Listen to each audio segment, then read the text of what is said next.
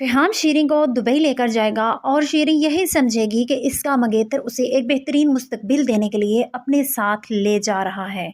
लेकिन असल हैरान कुन मोड़ दुबई पहुंचने के बाद आएगा, जहां शीरीं को अंदाजा होगा कि फ़िहाम उसे ऐसे ही नहीं बल्कि किसी मकसद के लिए अपने साथ लाया है। वहां इसके साथ कुछ ऐसा होने वाला है जो फ़िहाम के अब तक तमाम इरादे वाज़िया कर देगा। शीरीं पहले ही फ़िहाम हाउस में बहुत कुछ अपनी आंखों से देख चुकी है। वो देख चुकी है फ़िहाम लड़कियों के मामले में किस कदर मशकूक है और वहाँ लड़कियों को किस तरह लाया जाता है। इसके बाद फ़िहाम की मोहब्बत और जज्बाती बातों ने उसे बार बार अपनी तरफ खींचा। अगली किस्त में भी फ़िहाम शीरीं को यही एहसास दिलाएगा कि मैंने तुम्हारी खातिर बहुत कुछ किया। तुमने कहा मेरे घर आओ तो मैं आया, तुमने कहा एंगेजमेंट का तो मैंने वो भी कर ली, तुमने वक्त मांगा तो मैंने वो भी दिया, तुम्हारी हर बात को अहमियत दी। लेकिन असल सवाल ये है कि क्या ये वाकई मोहब्बत है या शहरीन को अपने जाल में फंसाने का तरीका। शहरीन को शायद दुबई पहुंचने के बाद पहली बार एहसास होगा कि जिस शख्स पर वो सबसे ज्यादा भरोसा कर रही थी वही उसे ऐसी जगह ले आया है जहाँ इसके लिए वापस निकलना आसान नहीं होगा। दूसरी तरफ अंस और अंसा की कहानी इस वक्त इतनी दिलचस्प नहीं लग रही। असल तवज्जो अब शहरीन के मुस्तकबिल और शायान की हरकतों पर है। खास तौर पर एआई वीडियोस का राज अभी तक बरकरार है। हालांकि ड्रामे में कई ऐसे इशारे दिए जा चुके हैं जो सीधा शायान की तरफ जाते हैं।